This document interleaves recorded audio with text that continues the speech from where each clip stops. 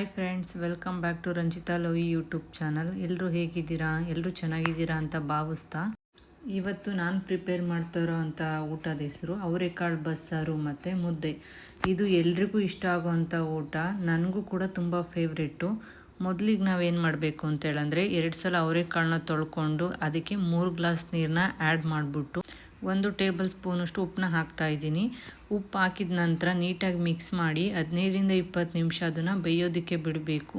ಈ ಅವರೆಕಾಳು ಬೆಂದಿದೆ ಅಂತ ಹೇಗೆ ಗೊತ್ತಾಗಬೇಕು ಅಂದರೆ, ಒಂದು ಅವರೆಕಾಳನ್ನ ನಾವು ಹಿಚ್ಕಿ ನೋಡಬೇಕು.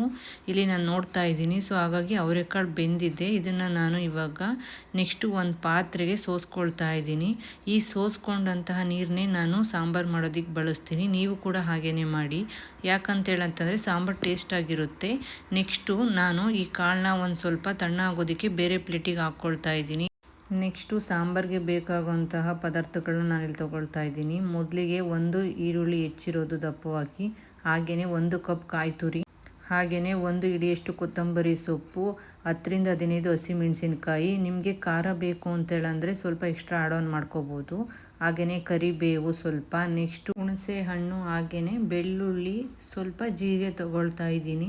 ಇವಾಗ ನಾವು ಒಂದು ಪ್ಯಾನ್ಗೆ ಸ್ವಲ್ಪ ಆಯಿಲ್ನ ಹಾಕ್ಬಿಟ್ಟು ಅದಕ್ಕೆ ಜೀರಿಗೆ ಹಾಗೂ ಬೆಳ್ಳುಳ್ಳಿನ ಹಾಕ್ಕೋಬೇಕು. ಜೀರಿಗೆ ಮತ್ತು ಬೆಳ್ಳುಳ್ಳಿ ಹಾಕಿದ ನಂತರ ಇದಕ್ಕೆ ನಾನು ಹಸಿಮೆಣಸಿನ್ಕಾಯಿನೂ ಕೂಡ ಹಾಕ್ತಾಯಿದ್ದೀನಿ. ನೆಕ್ಸ್ಟು ಇದಕ್ಕೆ ಕರಿಬೇವು, ಹಾಗೆಯೇ ಕೊತ್ತಂಬರಿ ಸೊಪ್ಪು, ಹಾಗೆ ಹೆಚ್ಚಿರುವಂಥ ಈರುಳ್ಳಿನೂ ಕೂಡ ಹಾಕ್ಕೊಬಿಟ್ಟು ಸ್ವಲ್ಪ ಹಸಿ ವಾಸನೆ ಹೋಗೋವರೆಗೂ ಕೂಡ ಫ್ರೈ ಮಾಡ್ಕೋಬೇಕು. ಫ್ರೈ ಮಾಡ್ಕೊಂಡಾಗಿ ಅದು ಸ್ವಲ್ಪ ತಣ್ಣ ಆದಮೇಲೆ ನಾವು ಮಿಕ್ಸಿ ಜಾರ್ಗೆ ಇದನ್ನು ಹಾಕ್ಕೋಬೇಕು. ಹಾಕ್ಕೊಂಡಾದ ನಂತರ ಇದಕ್ಕೆ ಸ್ವಲ್ಪ ನಾನು ಹುಣಸೆಹಣ್ಣನ್ನು ಕೂಡ ಹಾಕ್ಕೊಳ್ತಾ ಇದ್ದೀನಿ. ಹಾಗೆ ತುರಿದಿರೋಂಥ ಕಾಯಿ ತುರಿ ಹಾಕ್ಕೊಳ್ತಿದ್ದೀನಿ. ಹಾಗೆ ಅವರೆಕಾಳು ಬೇಯಿಸಿರೋದನ್ನು ಕೂಡ 1 ಚಮಚ ಹಾಕ್ಕೊಳ್ತಾ ಇದ್ದೀನಿ. ಹಾಗೆ ಸ್ವಲ್ಪ ನೀರನ್ನು ಸೇರಿಸ್ಕೊಂಡು ಇದನ್ನು ಗ್ರೈಂಡ್ ಮಾಡ್ಕೊಳ್ತಾ ಇದ್ದೀನಿ. ಗ್ರೈಂಡ್ ಮಾಡಿ ಇಟ್ಕೊಂಡ ನಂತರ ಒಂದು ಪಾತ್ರೆಗೆ ನಾವು ಸ್ವಲ್ಪ ಎಣ್ಣೆ, ಸಾಸಿವೆ, ಹಾಗೆ ಕರಿಬೇವು ಮತ್ತು ಈರುಳ್ಳಿನ ಹಾಕ್ಕೊಂಡು ಸ್ವಲ್ಪ ಫ್ರೈ ಮಾಡಿಕೊಂಡು ರುಬ್ಬಿಟ್ಕೊಂಡಿರೋಂಥ ಖಾರನೂ ಕೂಡ ಅದಕ್ಕೆ ಹಾಕ್ಕೋಬೇಕು. ಅದನ್ನು ಹಾಕ್ಕೊಂಡ ನಂತರ ನಾವು ಅವರೆಕಾಳನ್ನ ಬೇಯಿಸಿದಂತಹ ನೀರಿರೋದನ್ನು ಕೂಡ ಅದಕ್ಕೆ ಹಾಕ್ಕೋಬೇಕು.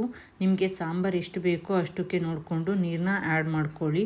ನೆಕ್ಸ್ಟು ಇದಕ್ಕೆ ಸ್ವಲ್ಪ ಉಪ್ಪು ಹಾಕಿ, ಯಾಕಂತಂದರೆ ಅವರೆಕಾಳನ್ನ ಬೇಯಿಸ್ಬೇಕಾದ್ರೆ ನಾವು ಉಪ್ಪು ಹಾಕಿದ್ವಿ, ಹಾಗಾಗಿ ಸ್ವಲ್ಪ ಉಪ್ಪನ್ನ ಕಡಿಮೆ ಹಾಕಿ ನೀಟಾಗಿ ಮಿಕ್ಸ್ ಮಾಡಿಬಿಟ್ಟು ಸಾಂಬಾರು ಕುದಿಯೋದಕ್ಕೆ ಬಿಡಿ. ಇನ್ನೊಂದು ಕಡೆ ಅವರೆಕಾಳನ್ನ ಬೇಯಿಸಿರೋದನ್ನು ಒಗ್ಗರಣೆ ಮಾಡೋಣ. ಇವಾಗ ಅದಕ್ಕೆ ಒಂದು ಬಾಣಲಿಗೆ ಸ್ವಲ್ಪ ಆಯಿಲ್ನ ಹಾಕ್ಬಿಟ್ಟು, ಹಾಗೆಯೇ ಸಾಸಿವೆ, ಕರಿಬೇವು, ಹಾಗೆಯೇ ಹಸಿಮೆಣಸಿನ್ಕಾಯಿನ ಹಾಕ್ಕೊಂಡು ಸ್ವಲ್ಪ ಫ್ರೈ ಮಾಡ್ಕೊಳ್ಳಿ. ಫ್ರೈ ಮಾಡ್ಕೊಂಡಾದ ನಂತರ ಅದಕ್ಕೆ ಈರುಳ್ಳಿ, ಸ್ವಲ್ಪ ಖಾರ ಹಾಕ್ಬಿಟ್ಟು ಅದನ್ನು ಕೂಡ ಹಸಿ ವಾಸನೆ ಹೋಗೋವರೆಗೂ ಫ್ರೈ ಮಾಡ್ಕೊಳ್ಳಿ. ಫ್ರೈ ಮಾಡ್ಕೊಂಡಾದ ನಂತರ ಬೇಯಿಸಿರುವಂಥ ಅವರೆಕಾಳನ್ನು ಕೂಡ ಅದಕ್ಕೆ ಹಾಕ್ಕೊಂಡು ನೀಟಾಗಿ ಮಿಕ್ಸ್ ಮಾಡಬೇಕು. ನೀಟಾಗಿ ಮಿಕ್ಸ್ ಮಾಡಿದ ನಂತರ ಅದಕ್ಕೆ ಕಾಯಿ ತುರಿನೂ ಕೂಡ ಹಾಕ್ಕೊಂಡು ಅದನ್ನು ಕೂಡ ಚೆನ್ನಾಗಿ ಮಿಕ್ಸ್ ಮಾಡಿ. ಮಿಕ್ಸ್ ಮಾಡಿದಾದಮೇಲೆ ಕಾಳು ಕೂಡ ರೆಡಿ ಆಯಿತು, ಹಾಗೆ ಸಾಂಬಾರು ಕೂಡ ರೆಡಿ ಆಯಿತು. ಈ ಸಾಂಬಾರಿಗೆ ಪರ್ಫೆಕ್ಟ್ ಕಾಂಬಿನೇಷನ್ ಅಂತಂದರೆ ಮುದ್ದೆನೂ ಕೂಡ ನಾನು ಆಲ್ರೆಡಿ ಆವಾಗಲೇ ಮಾಡಿ ಇಟ್ಟಿದ್ದೆ. ಸೊ ಈಗ ಬಸ್ಸಾರು, ಅವರೆಕಾಳು, ಮುದ್ದೆ 3 ಕೂಡ ರೆಡಿ ಆಯಿತು.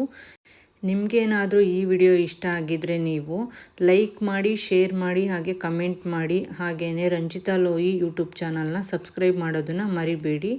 ಮತ್ತು ನೀವು ಕೂಡ ಈ ಒಂದು ರೆಸಿಪಿನ ಮನೆಯಲ್ಲಿ ಟ್ರೈ ಮಾಡಿ ಹೇಗಿದೆ ಅಂತ ಹೇಳ್ಬಿಟ್ಟು ನನಗೆ ಕಮೆಂಟ್ ಬಾಕ್ಸಲ್ಲಿ ತಿಳಿಸಿ. ನಾಳೆ ಮತ್ತೊಂದು ರೆಸಿಪಿಯಲ್ಲಿ ಸಿಗುವ. Thank you, bye.